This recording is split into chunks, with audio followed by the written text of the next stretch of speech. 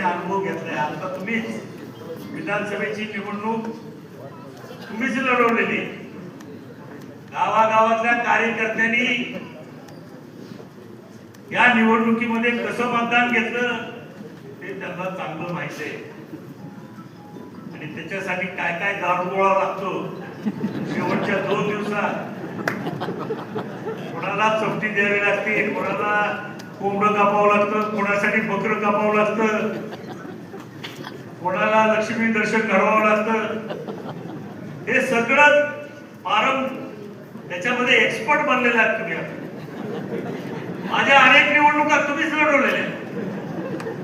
त्याच्यामुळे आता हे जे काही आपल्याला अनुभव आपण घेतलेला आहे, आपल्याकडे जे एक्सपर्टाईज झालेले तयार, त्याचा वापर आपल्याला या निवडणुकीमध्ये सुद्धा करावा लागणार आहे.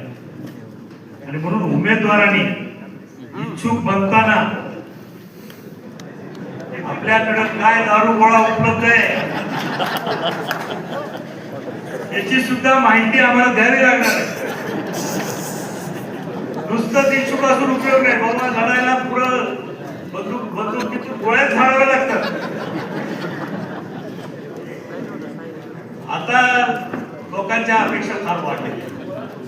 आपण अपेक्षा पूर्ती करू शकत नाही, परंतु कुठं कमी पडता कामा नये. समोरचा माणूस जर 100 रुपये खर्च करणार असेल तर आपण 100 रुपये खर्च करण्याची तयारी केली.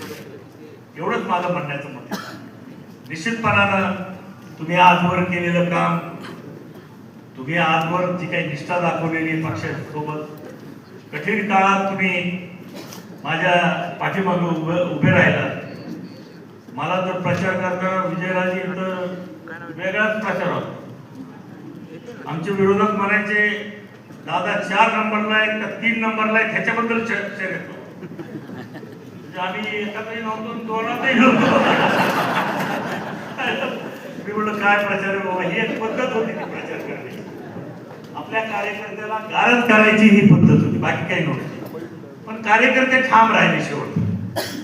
त्याच्यामुळे त्या प्रचाराचा काही उपयोग झाला नाही. आणि मतदारांनी कोण नंबर 1 ला हे दाखवून दिलं मतदारांना. त्याच्यामुळे आपण निवडणूक जिंकली. त्याच पद्धतीनं जशी मी तर म्हणेल विधानसभेपेक्षा सुद्धा 4 पट अधिक वेगानं, क्षमतेनं आता आपल्याला काम करायचं. जेवढं विधानसभेला कष्ट घेतले त्याच्या 4 पटीनं कष्ट आपल्याला घ्यायचे.